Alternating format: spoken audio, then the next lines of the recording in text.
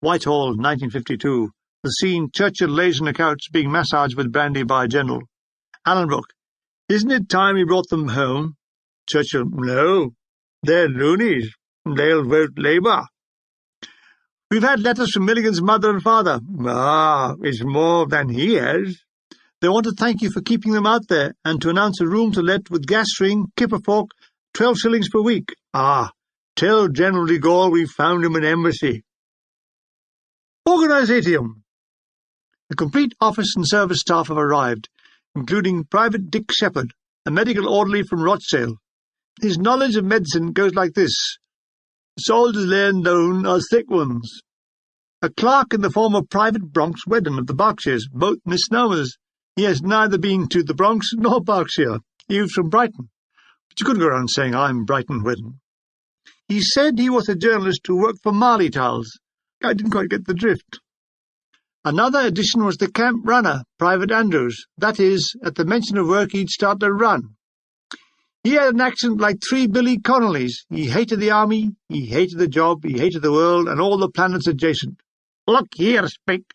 No fucker ever got anywhere being a fucking runner. How wrong he was. What about Jesse Owens, Sidney Wooderson?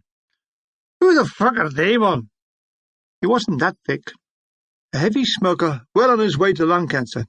He was forever on the ear roll for fags, and here's the cunning of the man. If you didn't give him one, he would stand beside you and howl like a wolf. Ow! In any well-ordered society, he would have been taken away, but in this camp he was considered normal.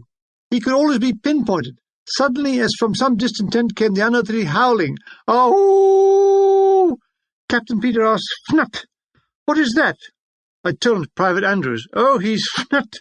Very good at it, said Peters, who wasn't too bad at it himself. We now have a 1,500-weight truck and driver. He is Private Jim Brockenbrough.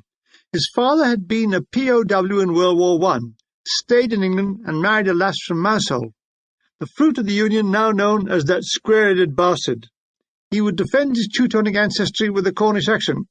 Look here, them Germans ain't bad fellers. It's them bloody Nazis that's the nasty buggers. Andrews would have none of it. Listen, Jimmy, the fucking Germans are fighting on the same side as the fucking Nazis. Oh, but them's not members of the Nazi party. I fucking him. There's no fucking difference. They're all shit to kill. That's why I'm fucking here. He had a point. Poor Brockenbrough. They ragged him stupid. Here, Hitler, take this package to the town major, Portici. Don't give it to Goebbels on the way. Ha ha ha. Daily life in camp.